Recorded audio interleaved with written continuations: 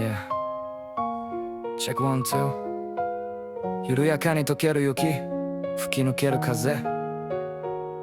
あの頃の俺に今なら言える。Alright, let's go. カレンダーめくる春の訪れ、つぼみがほころび風が放で、慣れ親しんだ街せ抜ける旅立ち、不安と希望が混ざり合う足並み、かつての立ち交わした握手、それぞれの道へ向かう特殊な物語の序章、別れはエッセンス、記憶のパズル磨き出すセンス、桜舞う坂道揺れる感情、未来への期待描く惨状、いや大丈夫その胸の鼓動、踏み出す一歩が開くゼロ条、巡る季節が人生を彩る、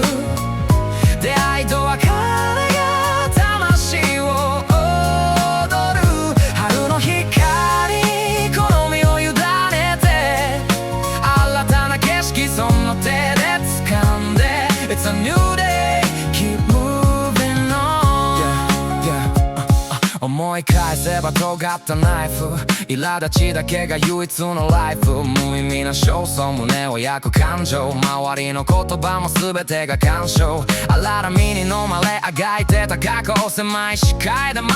ってた箱だけど、気づけば視界はクリア、高すぎる壁も軽々とクリア、怒りはいつしか穏やかなパワー、枯れてた大地に咲き誇るフラワー、きっかけはあの時交差した視線、孤独な夜を終わらせた資源な逃げない言葉、そのままがいい、その一言が俺の鎖をほどき、荒波を乗りこなすサーフの構え、強さの意味を知るための備え、出会いが変える自分のカラー、モノクロの日々が輝く、ホラーじゃなくドラマ、人との縁が深い色になり、暗闇を照らす一本の火になり、かつての敵も今じゃライバル、互いに高め合う最高のサバイバル、どんな荒波も笑ってクルージング、このビートの上永